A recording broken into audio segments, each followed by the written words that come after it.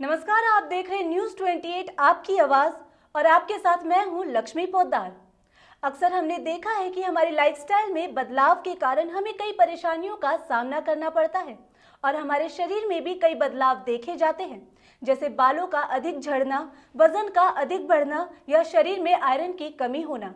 लेकिन जब हम अपने डाइट प्लान में बदलाव करते हैं या अच्छी डाइट लेते हैं तो अक्सर हम देखते हैं कि ये परेशानियां भी धीरे धीरे दूर होने लगी हैं।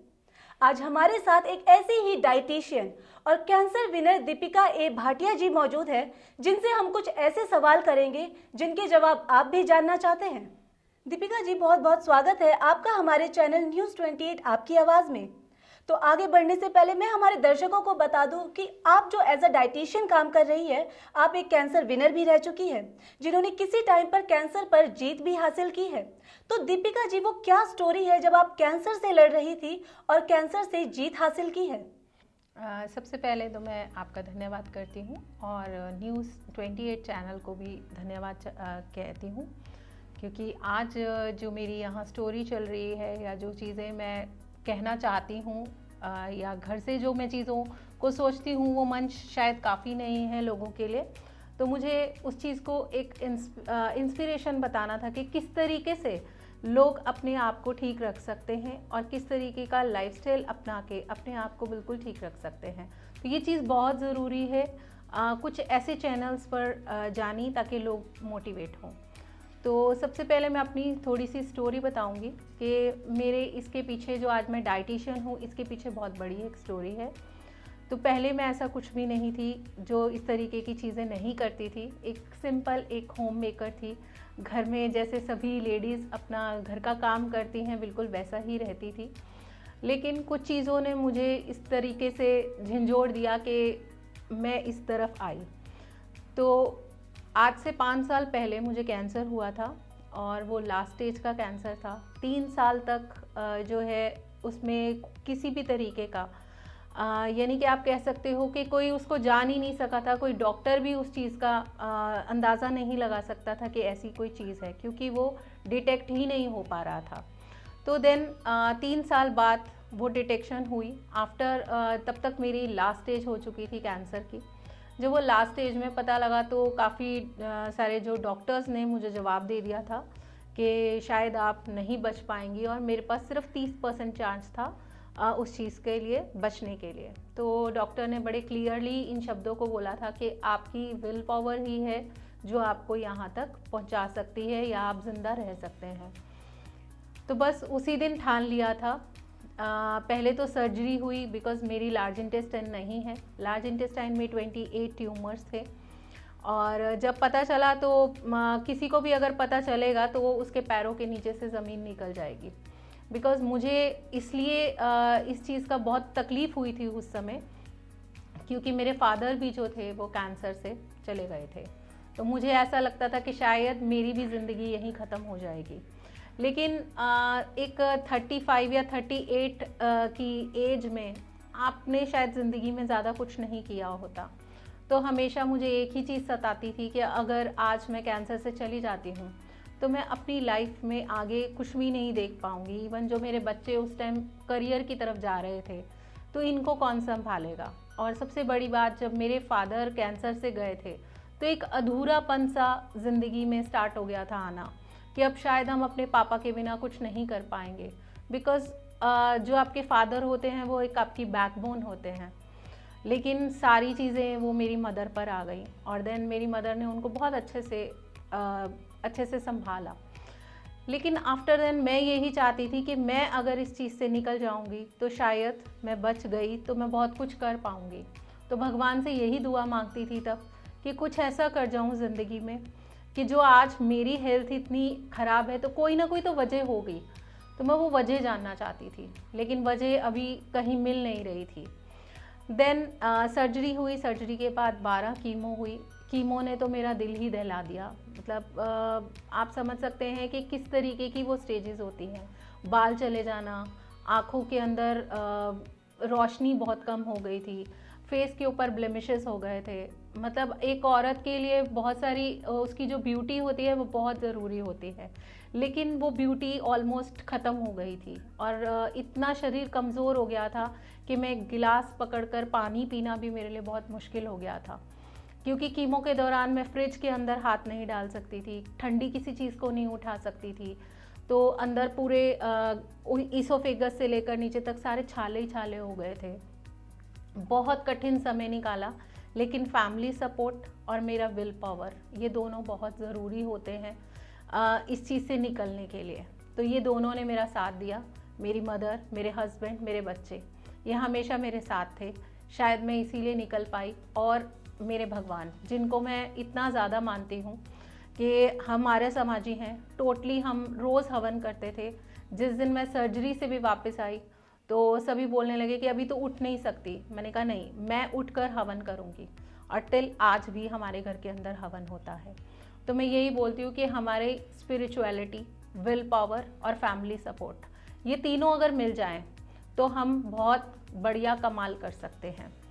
देन इसके बाद जो थोड़ी सी स्टोरी थी कि समझ ही नहीं आ रहा था कि चलना कैसे है आगे।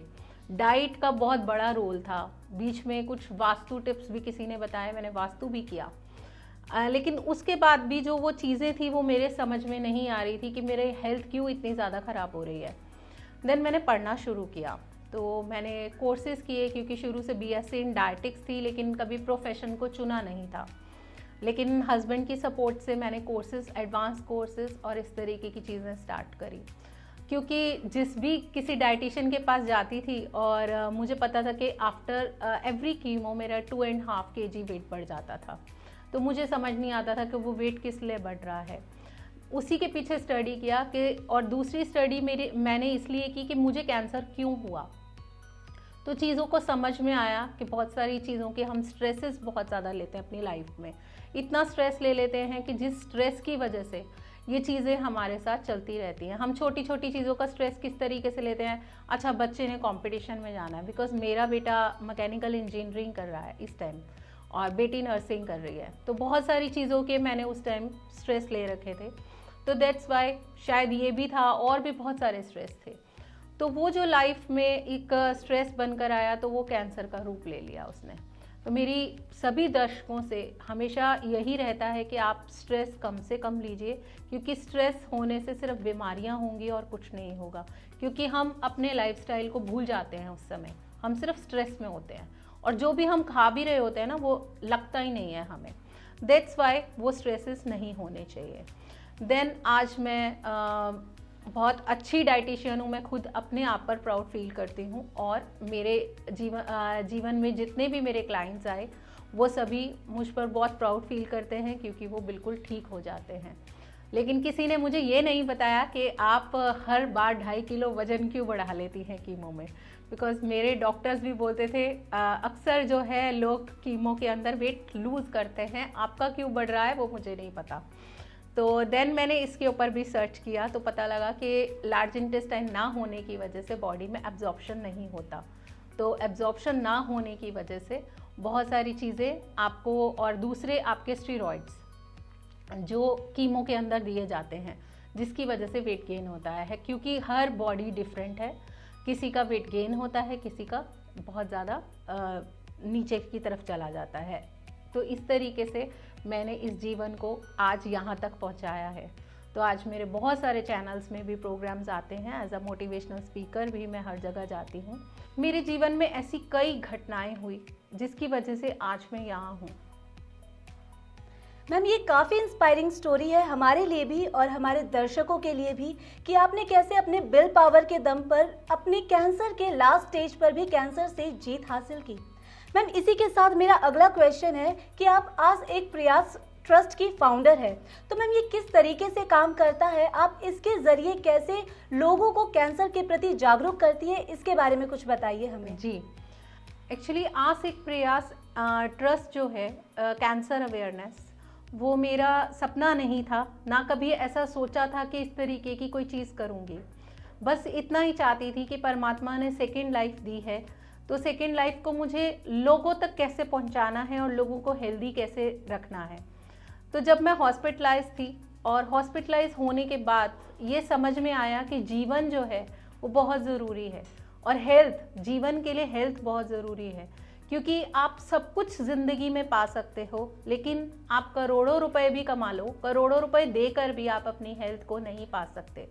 आज अगर मेरी बड़ी आंत यानी लार्ज इंटेस्टाइन नहीं है, तो लार्ज इंटेस्टाइन मैं करोड़ों रुपए में भी खरीद नहीं सकती हूँ। उस चीज़ को, आपका अगर कोई भी अंग शरीर का ख़त्म हो गया है, आप उसको कभी भी वापस नहीं पा सकते।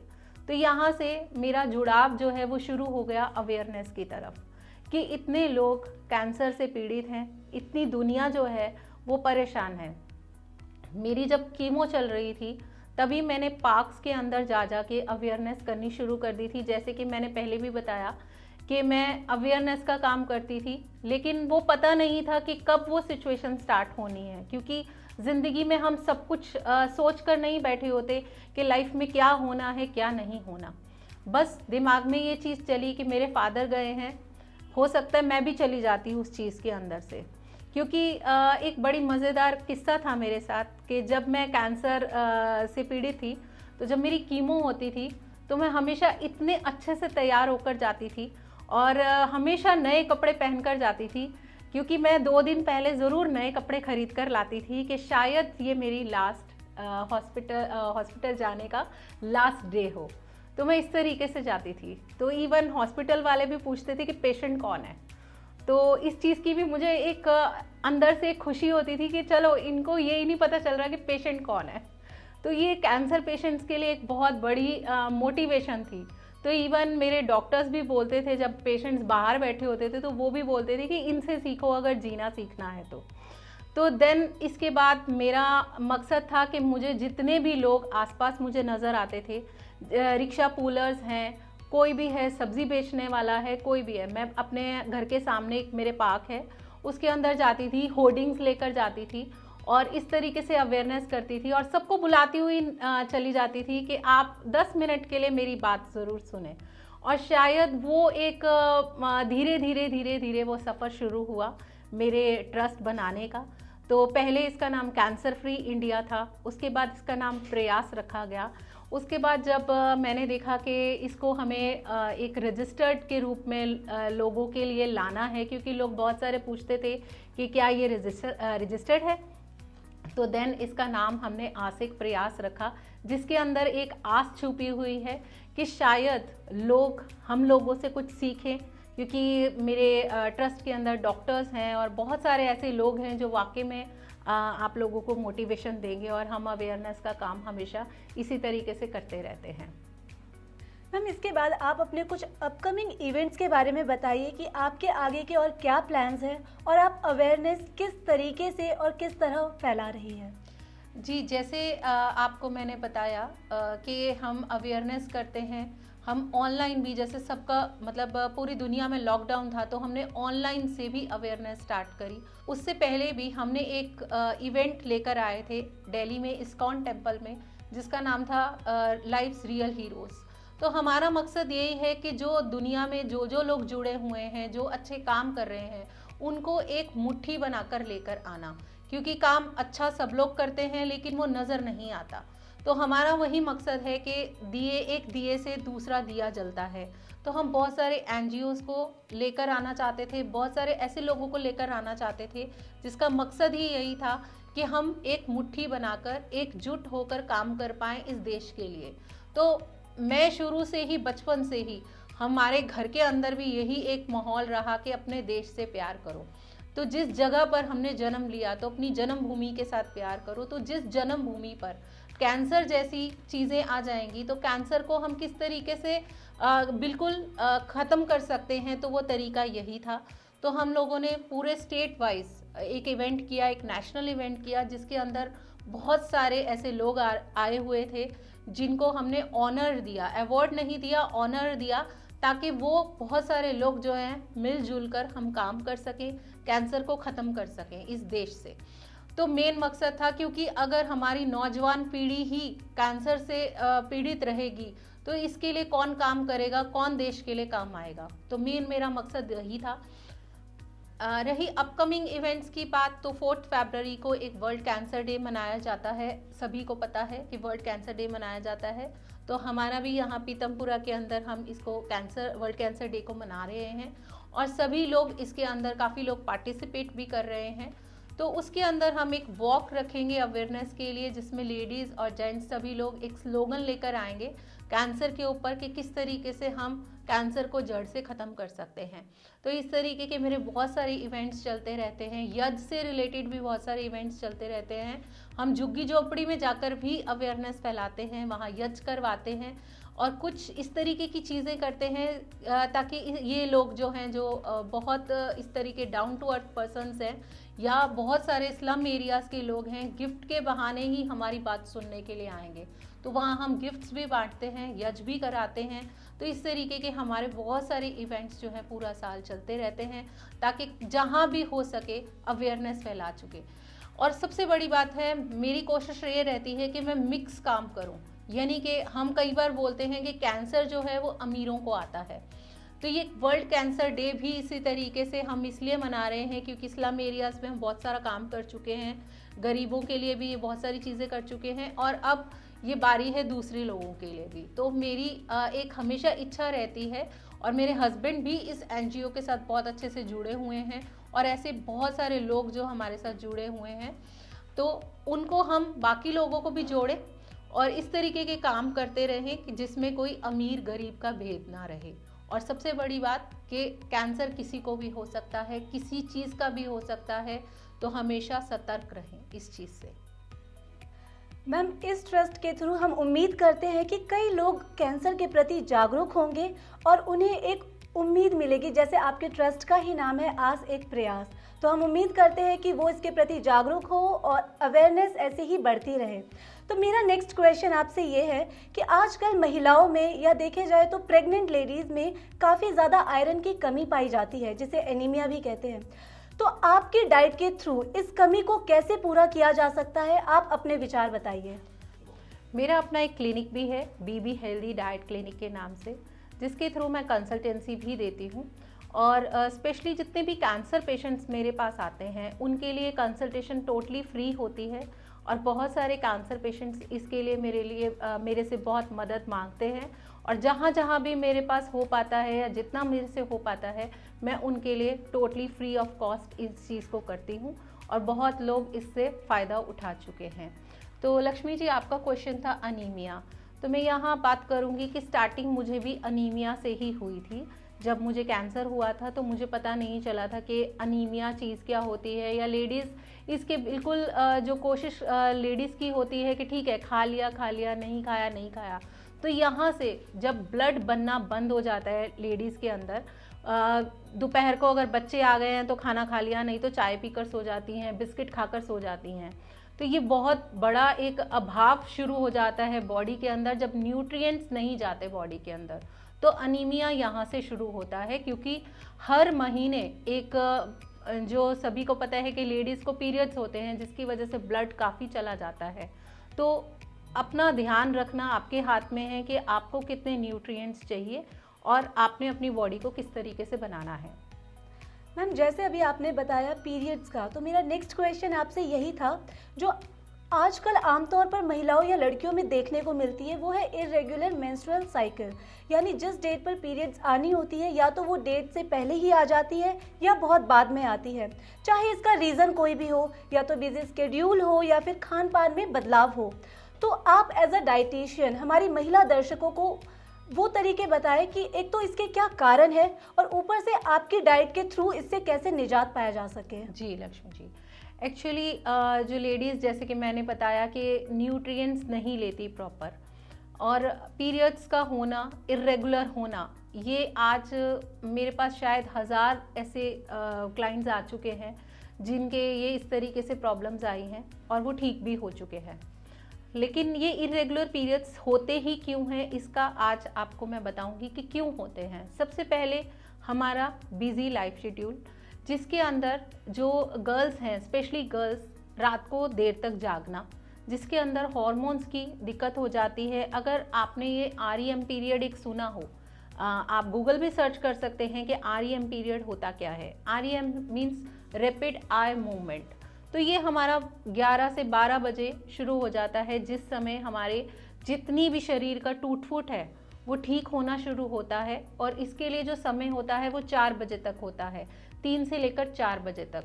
तो अक्सर लड़कियां क्या करती हैं, वो 2 बजे तक जगती हैं। लेडीज़ भी आजकल बहुत, और कॉल सेंटर्स बहुत खुल गए हैं, जिसकी वजह से ये सब चीज़ें हो रही हैं।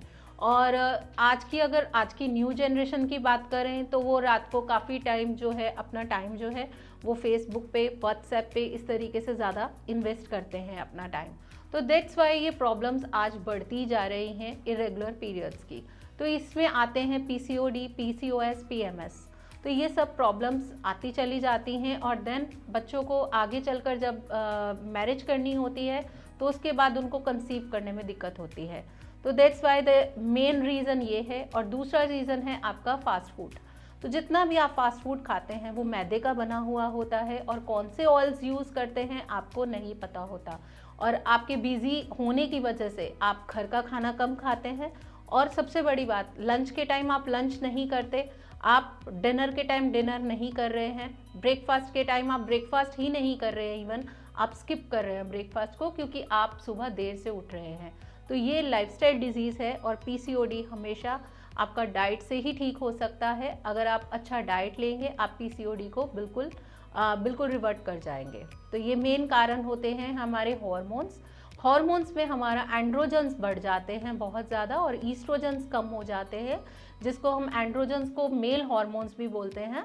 तो वो मेल हार्मोन्स बढ़ने की वजह से ये दिक्कतें आती हैं। और देन लड़कियों की चिन पे बाल आना, एक्ने हो जाना, इरेगुलर पीरियड्स होना, बहुत डिले होना पीरियड्स का, इवन पेन होना, ओबेसिटी होना, बहुत ज़्यादा वेट गेन हो जाना, तो ये PCOD के सिम्टम्स हैं।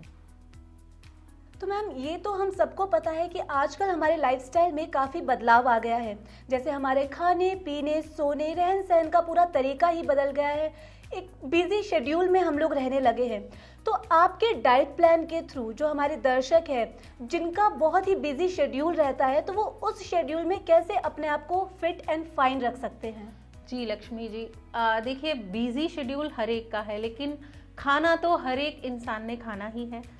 जब हम मॉल से ब्रांडेड कपड़े ले सकते हैं, सब चीज़ें कर सकते हैं, तो हम खाने में सही चुनाव क्यों नहीं कर सकते?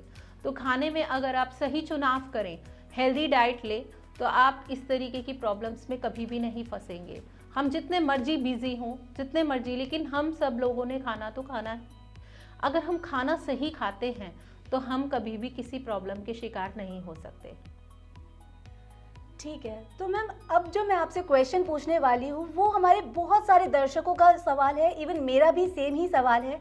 आजकल लड़कियों में काफ़ी हेयर फॉल की समस्या देखने को मिलती है, बाल्डनेस की काफ़ी शिकायत है। तो ऐसे क्या तरीके हैं, वो कौन से तरीके अपनाए जिससे इस बाल्डनेस की प्रॉब्लम को या हेयर फॉल की प्रॉब्लम को कम किया जा सके और एक हेल्दी हेयर पाया जा सके?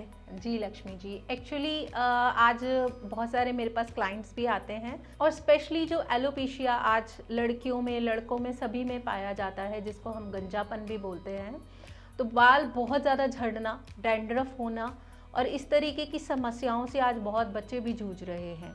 तो इसका कारण, जैसे कि मैंने हार्मोन्स के पहले बारे में बताया कि हार्मोन्स हमारे किस तरीके से काम करते हैं।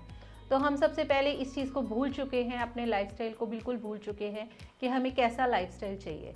अब सबसे बड़ी बात आती है न्यूट्रिएंट्स की। अगर बॉडी में सही न्यूट्रिएंट्स नहीं जा रहे हैं, यानी कि हमारी बॉडी को क्या क्या चीज़ें चाहिए, हमारी बाल किस चीज़ से बने होते हैं, तो अगर हम देखें तो हमारी स्किन है, कोलेजन है, बायोटीन है, इस तरीके की चीज़ों से बनी होती है, फॉस्फोरस है, मैग्नीशियम है। तो इतने सारी बॉडी को हमारे मिनरल्स चाहिए होते हैं, प्रोटीन्स चाहिए होते हैं, कार्ब्स चाहिए होते हैं, विटामिन्स चाहिए होते हैं। तो वो कहाँ से मिलेंगे अगर हमारा सही डाइट नहीं होगा? आज आप बहुत सारे सेलिब्रिटीज़ को भी देखते हैं कि वो बहुत अच्छा डाइट प्लान्स लेते हैं। तो लोग सबसे पहले तो हमारे पास इसलिए आते हैं कि मैम हमें पतला होना है। तो पतला होना ज़रूरी नहीं है, आपका फिट होना ज़रूरी है। फिट होने के लिए आपको सही न्यूट्रिएंट्स खाने पड़ेंगे। और सबसे बड़ी बात कि डाइटिशियन का मतलब ही यही है कि अगर आप सही न्यूट्रिएंट्स दे रहे हैं और सही जगह काम कर रहे हैं, आप क्रॉनिक से क्रॉनिक डिजीज़ को भी ठीक कर सकते हैं। जैसे कि मेरे काफ़ी ब्लड कैंसर के पेशेंट्स ठीक हुए हैं, एलोपेशिया के पेशेंट्स ठीक हुए हैं, पीसीओएस के, इस तरीके के बहुत सारे पेशेंट्स ठीक हुए हैं। तो मैं स्पेशली स्पेसिफिक डिजीज़ पर ही काम करती हूँ, मैं specially weight loss weight gain पर नहीं काम करती। तो इसलिए बहुत ज़रूरी है इन चीज़ों को ठीक करना। अगर आपके ज़्यादा बाल झड़ रहे हैं तो अपना फॉस्फोरस ज़रूर चेक करवाएं कि आपकी बॉडी में कहीं ना कहीं फॉस्फोरस की कमी हो सकती है, कैरेटिन की कमी हो सकती है, कोलेजन की कमी हो सकती है। और हाई प्रोटीन डाइट लेना स्टार्ट करेंगे तो आपके बाल जो है वो कम झड़ेंगे। ओके मैम, जो मेरा अब क्वेश्चन है वो करंट सिचुएशन से रिलेटेड है जो अभी चल रहा है। जैसे हमें सबको पता है कि आजकल की जो जनरेशन है वो काफ़ी ज़्यादा डिप्रेस्ड रहने लगी है। और अभी अगर मैं हाल ही की बात करूं, जैसे लॉकडाउन लगा, लोगों की नौकरियां चली गई, लोग डिप्रेशन का शिकार हो गए। तो आप अपने विचार बताइए कि आपके विचार के ज़रिए कैसे कोई भी इंसान अपने आप को फिजिकली, मेंटली, इमोशनली अच्छा फील करे, और ये तरीका बताइए। जी लक्ष्मी जी, एक्चुअली डिप्रेशन कुछ नहीं है, डिप्रेशन हम खुद है।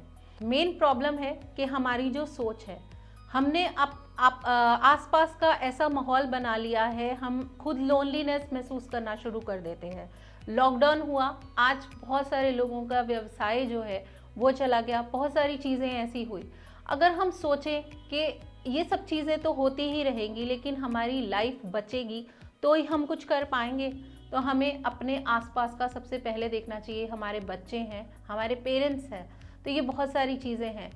तो डिप्रेशन क्यों आएगा? सबसे पहले तो डिप्रेशन अगर आ भी गया है तो आप अच्छे खाने से, सही चीज़ों का, अक्सर आपने देखा होगा जब माँ खाना बनाती है तो उसकी जो सुगंधी होती है उसी से हम आधा डिप्रेशन से दूर हो जाते हैं कि आज तो घर में जो है बढ़िया पकवान बने हैं, तो उसकी स्मेल से भी हम बहुत सारी चीज़ों को ठीक कर लेते हैं। तो कोशिश करनी चाहिए फैमिली के साथ बैठे, अपनी फैमिली के साथ कुछ अच्छा बनाकर खाएं, कुछ अच्छे में मीन्स हेल्दी बनाकर खाएं। और जब आप थोड़े एंटीऑक्सीडेंट्स लेने शुरू करेंगे, अपनी बॉडी को कुछ एंटीऑक्सीडेंट्स देने शुरू करेंगे, जैसे आजकल स्ट्रॉबेरीज बहुत आ रही हैं, तो और भी इस तरीके की कई चीज़ें, पोमग्रेनेट हैं, तो एंटीऑक्सीडेंट्स बहुत ज़रूरी हैं हमारी बॉडी के लिए, जिसकी वजह से डिप्रेशन नहीं होगा। तो अगर आप डिप्रेशन में हैं, मेडिटेट कीजिए, योगा कीजिए और अच्छा डाइट लीजिए और अपनी फैमिली के साथ बैठिए। तो मैम, आजकल वज़न बढ़ना एक आम प्रॉब्लम हो गई है, हर कोई वज़न बढ़ने की समस्या से बेहद परेशान है। तो आप बताइए, आपके डाइट प्लान के थ्रू कैसे इस परेशानी को कम किया जा सके या इससे निजात पाया जा सके? जी लक्ष्मी जी, एक्चुअली ओबेसिटी एक ऐसा बन गया है, मैटर बन गया है एक बहुत बड़ा। जिस तरीके से अभी आपने देखा कोरोना आया और उसके बाद भी बहुत सारी चीज़ें ऐसी हुई, क्योंकि लॉकडाउन आ गया तो उसकी वजह से भी ओबेसिटी ने एक नया ही दौर शुरू कर दिया। तो ओबेसिटी आज छोटे छोटे बच्चों के अंदर भी देखी जाती है और ऐसे लोगों के अंदर भी देखी जाती है जो टोटली पूरा दिन ऑनलाइन काम करते हैं, बिकॉज उसके अंदर उनका जो सेडेंट्री लाइफस्टाइल है मेन ओबेसिटी का कारण है। दूसरा कारण है कि हम अपनी बॉडी के अंदर उतने न्यूट्रिएंट्स नहीं डालते, चाहे वेट लॉस हो, किसी का वेट लॉस हो रहा है या वेट गेन हो रहा है, वो न्यूट्रिएंट्स की कमी की वजह से हो रहा है। जब लोग हमारे पास आते हैं तो हम उसका क्या करते हैं कि हम सुबह से लेके कम से कम 8-9 मील्स डाल देते हैं उसकी लाइफ के अंदर। तो वो भी सोचने लग जाता है कि पहले तो मैं इतना खाता ही नहीं था, अब मुझे इतना ज़्यादा खाने के लिए दे रहे हैं। तो खाना समस्या नहीं है, सबसे पहले तो प्रॉब्लम इज़ डाइटिंग। लोग सोचते हैं हम कम खाएंगे तो हम वेट लॉस करेंगे, लेकिन ये लोगों का सोचना गलत है। आप सही खाएं, वो ज़्यादा ज़रूरी है। और अगर आप सही खाएंगे, टाइम टू टाइम खाएंगे, आप कभी भी मोटे नहीं हो सकते। तो इसके लिए आपको गाइडेंस लेनी बहुत ज़रूरी है। गलत हैबिट्स की वजह से भी वेट गेन होता है, जैसे कई लोग अल्कोहल लेते हैं बहुत ज़्यादा, उनका लीवर फैटी हो जाता है, इस तरीके की चीज़ों की वजह से भी होता है। विजरल फैट अंदर बहुत ज़्यादा बढ़ जाता है, जिसकी वजह से वो ओबीस होता चला जाता है। थायराइड एक बहुत बड़ा मेन कारण है, पीसीओडी एक बहुत बड़ा मेन कारण है, जिसकी वजह से वेट गेन होता है और पर्सन ओबीस होता है। आज हार्ट अटैक्स, इस तरीके की प्रॉब्लम्स क्यों आ रही हैं? क्योंकि लोगों के पास समय नहीं है, ना खाना बनाने का, ना खाना खाने का। दीपिका जी, हमारे साथ जुड़ने के लिए आपका बहुत बहुत धन्यवाद। हमें आपसे बात कर बहुत अच्छा लगा। हमें उम्मीद है कि हमारे दर्शक आपके द्वारा बताए गए डाइट प्लान को ज़रूर फॉलो करेंगे और एक अनहेल्दी डाइट प्लान से हेल्दी डाइट प्लान की तरफ शिफ्ट होंगे। जी बिल्कुल, बहुत बहुत धन्यवाद। देश दुनिया से जुड़ी अन्य खबरों के लिए आप देखते रहिए न्यूज़ 28 आपकी आवाज़। हमारे चैनल को लाइक करें, शेयर करें और सब्सक्राइब करना ना भूलें। डाइट से रिगार्डिंग या आपकी हेल्थ में कोई दिक्कतें आ रही हैं तो आप हमारे से संपर्क कर सकते हैं न्यूज़ 28 के माध्यम से। तो दिए गए आप नंबरों पर संपर्क कर सकते हैं मुझसे जुड़ने के लिए। धन्यवाद।